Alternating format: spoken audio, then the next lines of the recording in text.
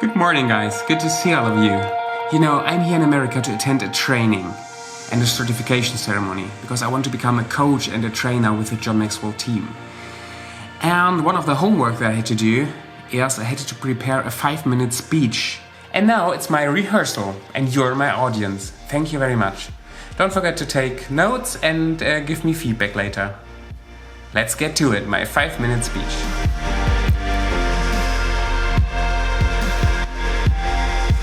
Just recently, I learned a lesson the hard way. My wife and we moved to the Philippines for about 3 years. Actually, just last year we came back.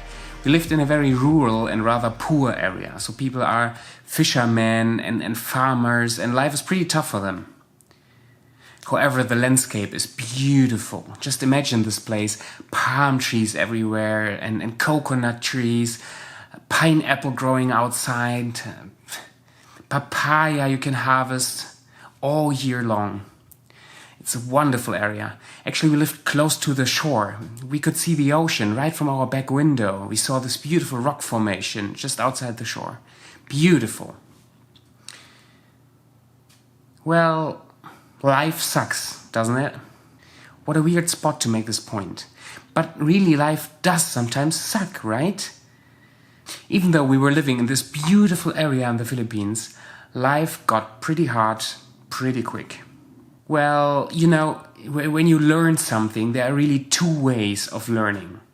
There's the intentional way, where you decide to go out and fail and learn and grow. And then there is life, things that just happen, and you can decide to make it a worthwhile experience or not. I just recently talked to an elderly lady, and she shared that when her husband died, that she deliberately decided to make it a building stone rather than a tombstone. Now, picture yourself in our position there in the Philippines. We lived in this rural area, no running water, limited access to electricity, no internet. We were trying to get in touch with people, but they didn't speak any English and we didn't speak their language, and they were very hesitant and very shy being together with us.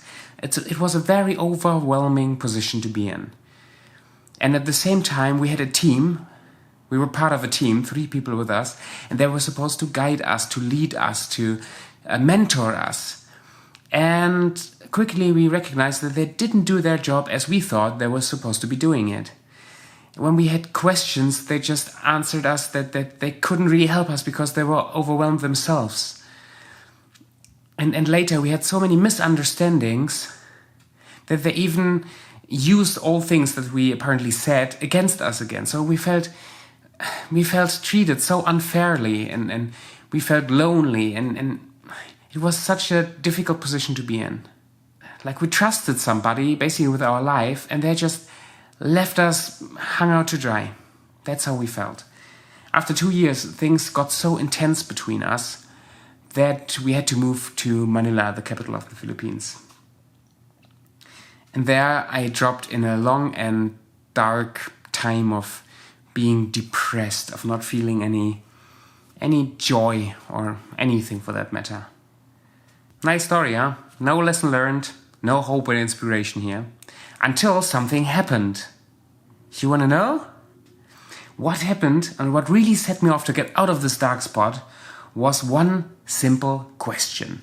A simple question, not an easy one. Because nothing at the time was easy for me. You know, depression it's like being in a dark dip, in a dark hole, and everything you look at is colorless and joyless, and I didn't recognize myself. No joy, no initiative to do anything. But one simple question made me reevaluate my situation and opened a whole new world for me, basically. This one question: who is in charge of my life? I try to blame everybody, blame my leadership because they made mistakes. I blame my team because they made mistakes. They treated us unfairly, they didn't give us opportunity to grow or whatever. It was them. But who is really in charge? It's me, and me alone. I'm in charge over my life. I am in charge to look for help and to get a mentor or to look for a program to help me. Even though my leaders, well, they have some responsibility in some areas, but they are not the ones in charge over my life. I can't give them responsibility for my life. It's my life, and I have to take charge of my life. Practically, this meant for me in the Philippines, I started working out every day. I started to read good books, to watch motivational content on YouTube. I got a counselor who helped me work through things and to see areas where I can work on to improve and to grow. And this whole process helped me to fall in love with personal development. At that point, I didn't even know JMT or all the personal development stuff. But this started a process of growing and me being intentional about growth. And everything started with just me taking over responsibility over my life. However your life is looking right now, don't forget, you are in charge. Thank you.